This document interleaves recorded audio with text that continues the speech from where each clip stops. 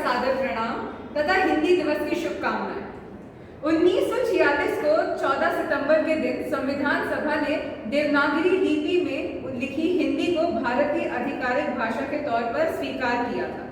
हालांकि आधिकारिक तौर पर 14 सितंबर 1953 को मनाया हुआ था। भारत में अंग्रेजी के बढ़ते चलन और हिंदी की अनदेखी को रोकने के उद्देश्य से ही हिंदी दिवस को मनाना की शुरुआत हुई। हिंदी भारत की राष्ट्रभाषा नहीं है, लेकिन इसे भारत की राज्य भाषा जरूर माना गया है। तो चलिए हिंदी दिवस की शुरुआत एक नुक्कड़ नाटक से करते हैं। सुनो सुनो सुनो भाइयों और बहनों, बच्चों और जवानों, सुनो सुनो सुनो। आए हैं हम दूर दूर से सबको ये समझाने, हिंदी भाषा है हमारी सबको याद कराने। निज भाषा उन्नति है, सब उन्नति कम। बिना निज भाषा ज्ञान के मिटत नहीं सूल, मिटत नहीं सूल।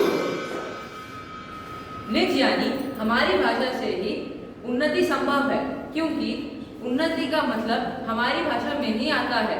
इसके बिना हृदय की पीड़ा का निवारण नहीं है। निवारण नहीं है।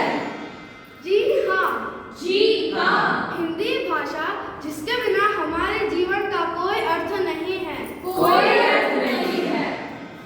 इस भाषा से हम अपने विचारों का आदान प्रदान आसानी से कर सकते हैं। आसानी से कर सकते हैं।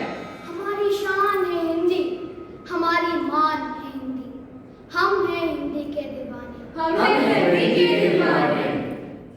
हाँ, भाषा ये जनमानस की जो हृदय से सबको जोड़ती है। पढ़ जाए इतिहास तो सभ्यता की ओर मोड़ती है। हर हिंदुस्तानी के दिल में इसके लिए सम्मान है। संस्कृत से संस्कृति हमारी, हिंदी से हिंदुस्तान है, हिंदी से हिंदुस्तान है। मैं विदेश भी गया था, जहाँ हिंदी का गौरवपूर्ण स्थान है। मुझे आज भी वो दिन याद है जब 14 सितंबर 1949 के दिन हिंदी को हमारी राज्य भाषा के रूप में चुना गया। हिंदी को चुना गया। राष्ट्र की पहचान है हिंदी, भाषाओं में महान है हिंदी, जो सरलता से समझी जाए उसका सम्मान है हिंदी। हम भारतवासी, हमारी शान है, हमारी शान है।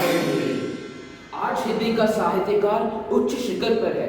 इस शिखर तक पहुंचने में हिंदी का भी बहुत योगदान है। बड़ों का हम चरण छूकर नमन करते हैं।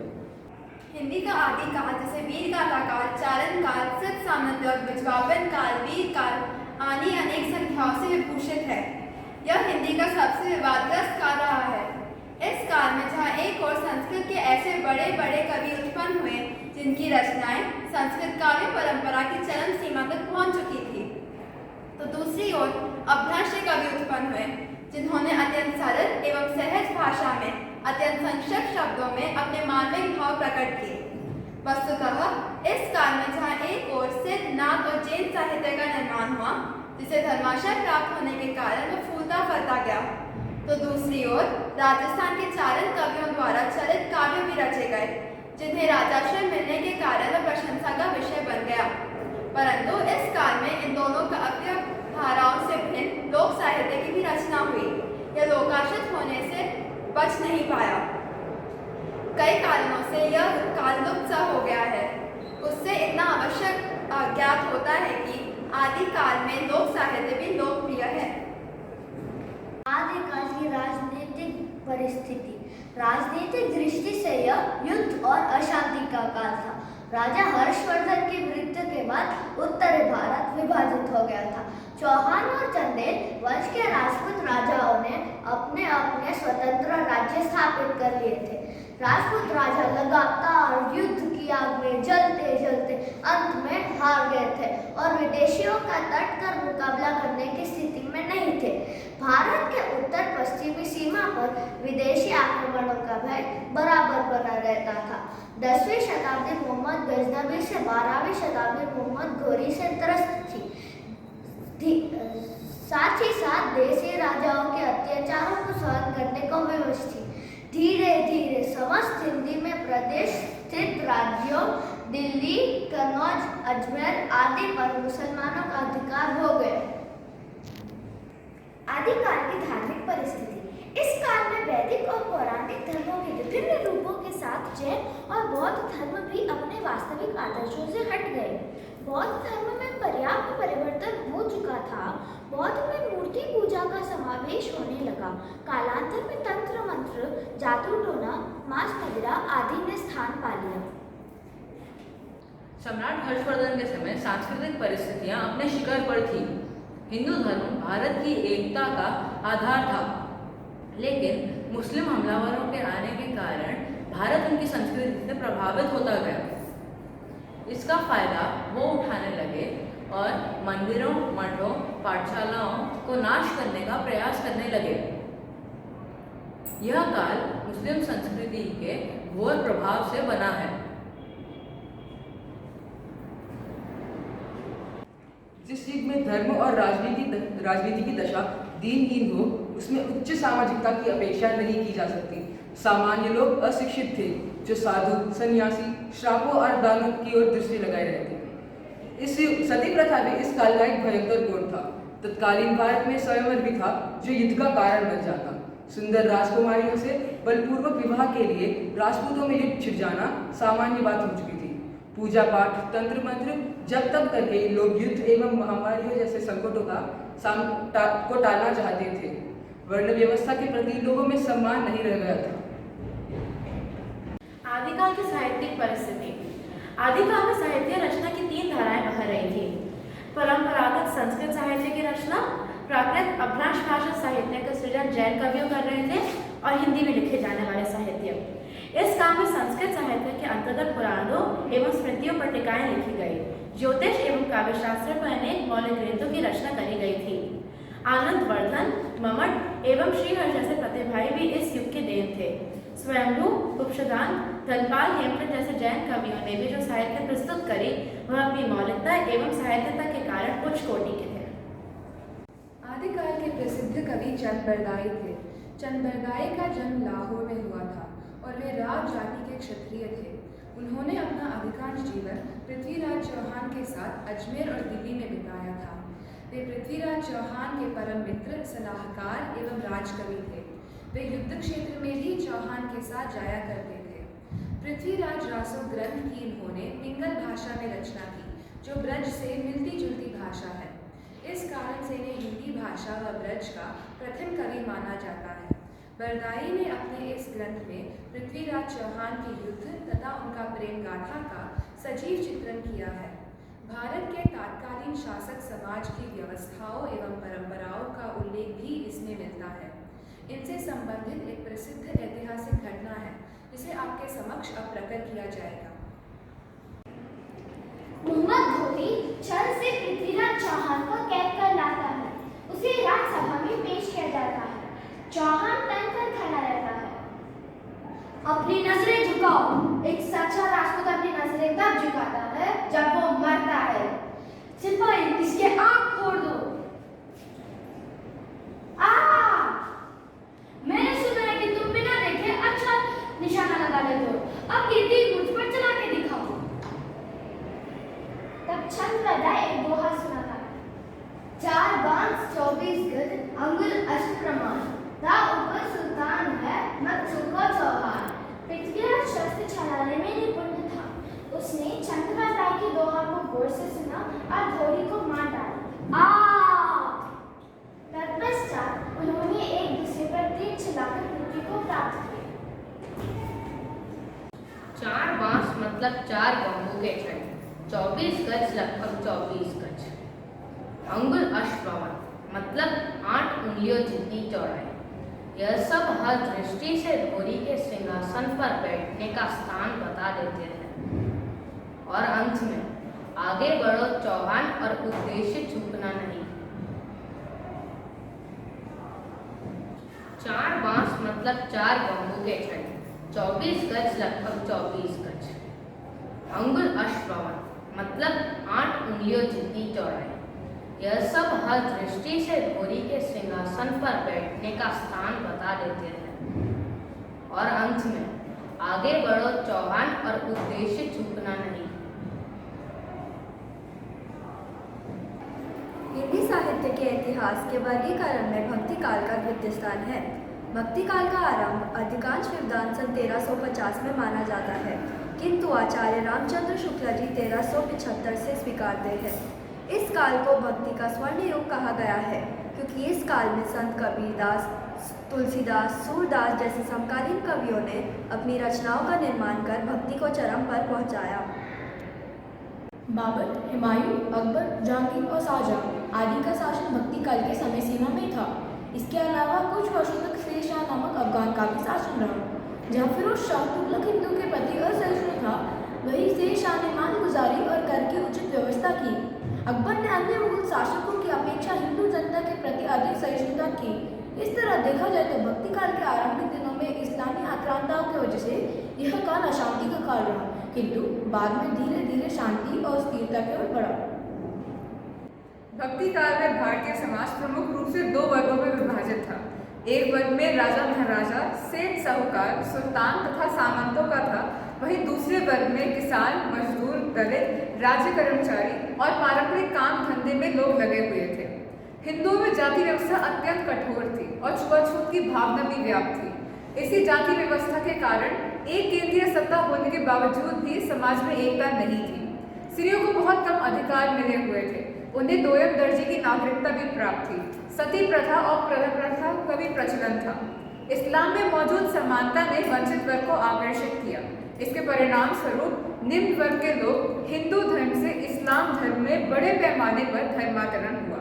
साधु संतों में बाह्याडंबरों और पाखंड का बोलबाला था। भक्ति काल में समाज परिवर्तन के दौर से गुजर रहा था। एक तरफ परंपरावादी लोग अपनी परंपराओं को बचाने में लगे थे, तो दूसरी तरफ नव इस्लाम के हितैषी स्वयं को प्रगतिशील बताकर समाज में बदलाव लाना चाहते थे। तत्कालीन कवियों की साहित्य संरचना उन परिस्थितियों से प्रभावित थी और ये उनकी रचनाओं में स्पष्ट दिखाई देता था। वैदिक धर्म के स्वरूप में बहुत बदलाव आया, इसलिए वैदिक कर्मकांडों का महत्व कम हो गई। इंद्र, वरुण जैसे अनेक वैदिक देवताओं के स्थान पर विष्णु की पूजा विभिन्न रूप में की गई थी। वैदिक धर्म के केंद्रीय देवता इंद्र के स्थान पर विष्णु को मुख्य शक्ति के रूप में स्थापित किया गया। आगे चलकर विष्णु के ही दो रूप राम और कृष्णा के द्वारा कृष्ण भक्ति धारा और राम भक्ति धारा का शुरुआत होने लगा। हिंदू और मुस्लिम दोनों धर्मों में पूजा, नमाज, तीर्थ यात्रा, माला, रोजा और आजान के बाह्याडंबरों का अधिकता होने लगी। कवियों ने राम भक्ति धारा के राम लोक रक्षक और कृष्ण लोक रक्षक जैसे कविताएं लिखी थी। भक्ति काल की दो धाराएं हैं, निर्गुण धारा, सगुण धारा। निर्गुण धारा की भी दो शाखाएं हैं, ज्ञान मार्गीय शाखा और प्रेम मार्गीय शाखा। सगुण धारा की भी दो शाखाएं, कृष्ण भक्ति शाखा और राम भक्ति शाखा। इन सभी के प्रमुख कवि हैं कबीरदास, सूरदास, तुलसीदास, मीराबाई आदि। भक्ति काल की सुप्रसिद्ध कवि थे। मीराबाई का जन्म 1498 ईस्वी के लगभग राजस्थान में हुआ था और यह राजघराने में जन्म लेकर भी श्री कृष्ण भक्ति में सिद्धासन घूमा करती थी। उन्होंने लोकलाज की प्रवर्तक न की थी। इन्हीं के द्वारा लिखित एक पद हम आपको सुनाते हैं।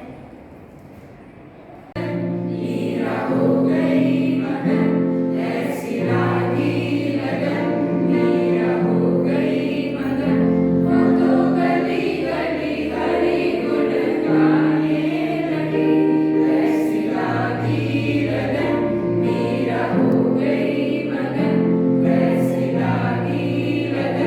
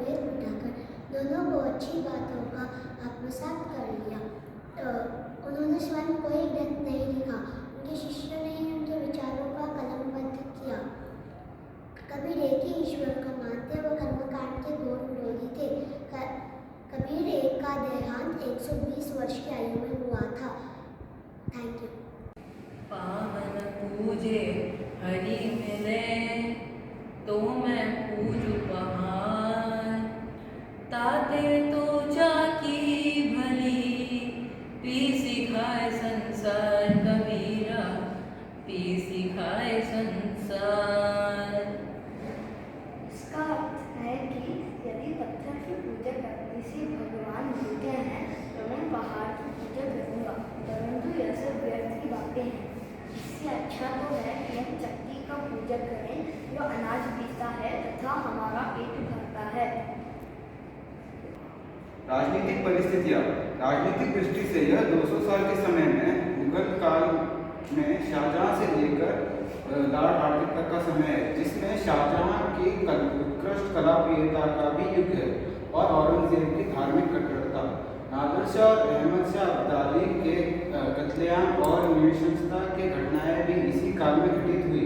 अंग्रेजों की कूटनीतिक चालों और कुचालों का जाल भी इसी युग में पनपा। सामाजिक परिस्थितियाँ। सामाजिक दृष्टि से यह काल घोर अधःपतन का युग रहा। ये सामंतवादी युग था जो सामंतवाद के सभी दोषों से युक्त था। नीचे वालों के लिए यह मात्र अपनी संपत्ति मानते थे, इनका अस्तित्व केवल उनके लिए, उनकी सेवा के लिए ही था।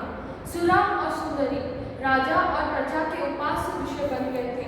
नैतिक मूल्यों से पूरा अभाव था। चिकित्सा, शिक्षा और संपत्ति रक्षा का प्रबंध न था।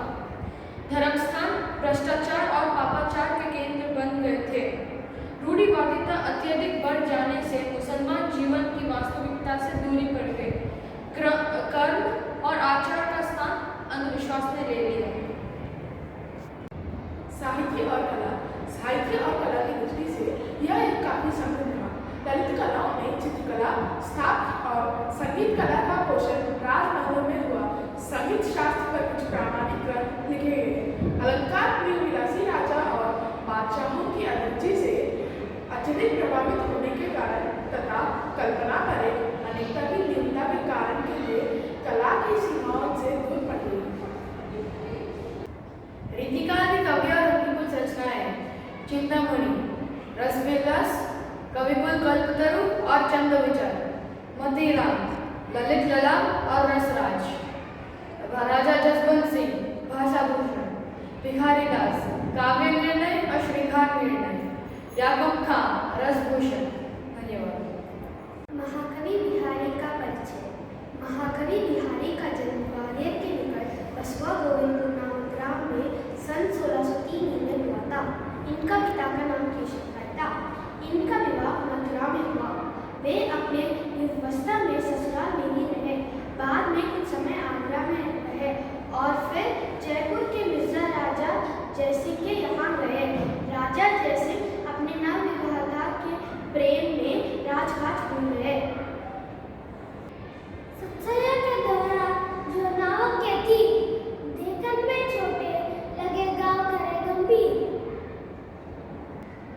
कनक कनकती सौ गुनी माधवता अधिकाय, यही कहे बोलाए नर, यही पाए बोलाए अर्थ। सोने में धतूरे से 100 गुना माधवता अधिक होती है। धतूरे को तो पाते ही व्यक्ति पगला जाता है, सोने को तो पाते ही व्यक्ति पागल अर्थात अभिमानी भी हो जाता है। रीतिकाल के बाद संवत 1900 ईस्वी के बाद से अब तक के काल को आधुनिक काल या पुनर्जागरण काल के नाम से जाना जाता है।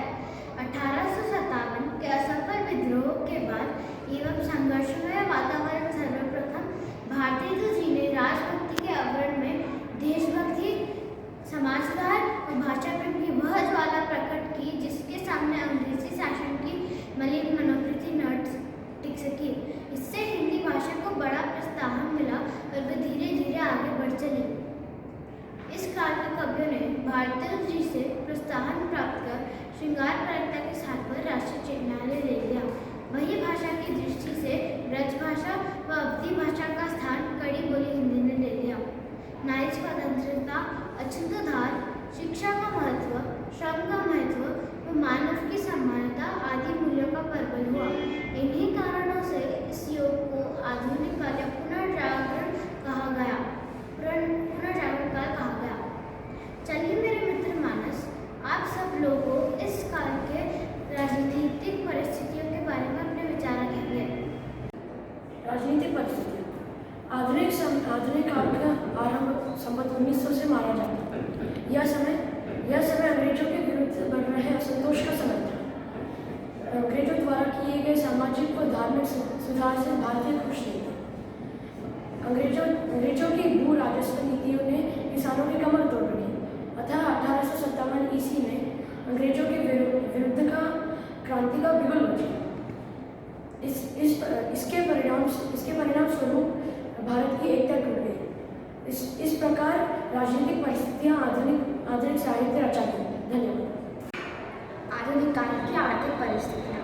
भारत में इंग्लैंड सरकार की आर्थिक नीतियाँ बहुत शोषणकारी थी। उनका मुख्य उद्देश्य भारत के आर्थिक संसाधनों को अधिक से अधिक दोहन करना था। वह यहाँ से कच्चा माल सस्ते दामों में इंग्लैंड ले जा रहे थे और वहाँ पर तैयार माल महंगे दामों में यहाँ पर बेच रहे थे। इस प्रतिस्पर्धा के सामने भारतीय उद्योग धंधे टिक नहीं पा रहे थे। परिणामस्वरूप कारीगर बहुत बेकार हो रहे थे और रोजगार की तलाश में शहरों की ओर भाग रहे थे। शहरों में जनसंख्या बढ़ने लगी थी। भारतीय किसान, मजदूर, व्यापारी और कारीगर आदि सभी इस शोषण के शिकार थे। अंत में सभी ने अब अंग्रेजों के विरुद्ध खड़ा होना सीखा। धन्यवाद। सामाजिक और धार्मिक परिस्थितियाँ। अंग्रेजी शासन की नीतियों का प्रभाव भारत की सामाजिक और धार्मिक परिस्थितियों पर भी पड़ रहा था। इस युग में दोनों तरफ से समाज सुधार और धार्मिक सुधार की बातें होने लगी। भारतीय समाज सुधारक इस दिशा में अग्रसर थे। राजा राम मोहन राय, स्वामी दयानंद और स्वामी विवेकानंद आदि ने भारतीय समाज और धर्म की रीतियों के विरुद्ध आवाज उठाई। महात्मा ज्योतिबा फुले ने दलित के मुद्दे को प्रमुखता से उठाया।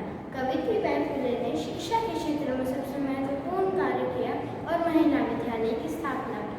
यह उस समय की बात है जब महिलाओं के लिए घर की दहलीज पार करना भी एक बहुत बड़ी चुनौती थी। धन्यवाद। साहित्यिक परिस्थितियाँ। आधुनिक युग बदलते युग का साहित्य है। इस युग के आरंभ में जहाँ समाज सुधार, धर्म सुधार और स्वतंत्रता महत्वपूर्ण मुद्दे थे, अब साहित्य का मुख्य उद्देश्य राजाओं का गुणगान और राज दरबार की शोभा करना नहीं, बल्कि समाज की व्यवस्था का वर्णन करना बन गया। भारतीय युग जहाँ पुनर्जागरण और देश प्रेम की भावना को लेकर आए, वही द्विवेदी युग में इन भावनाओं के साथ साथ भाषागत शुद्धता पर बल दिया गया था। छायावाद मनुष्य के अंतर्मन की भावना को लेकर आए, जिसमें दलित और किसानों की बात कही गई। नई कविता व शिल्प क्षेत्रों में नवीन परिवर्तन लेकर आए।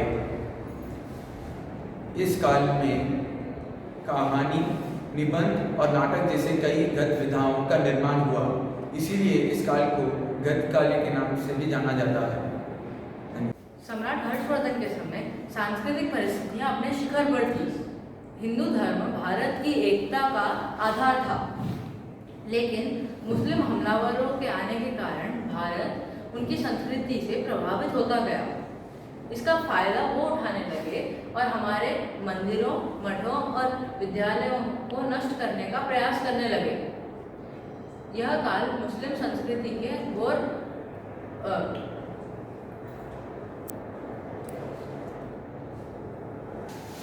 हिंद देश के निवासी सभी जन एक है, रंग रूप वेश भाषा चाहे अनेक है।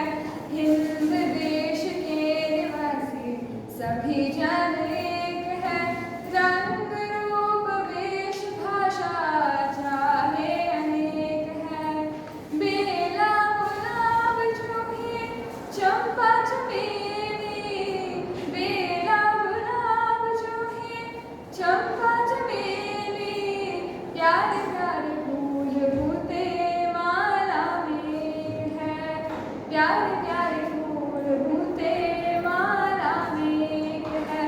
हिंद देश के निवासी सभी जन एक है, रंग रूप वेश भाषा चाहे अनेक है।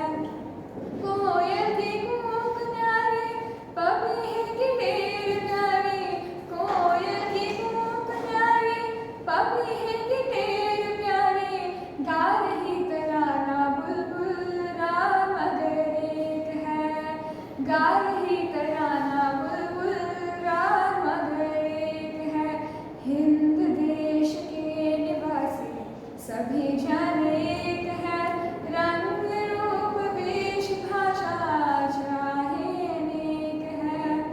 गंगा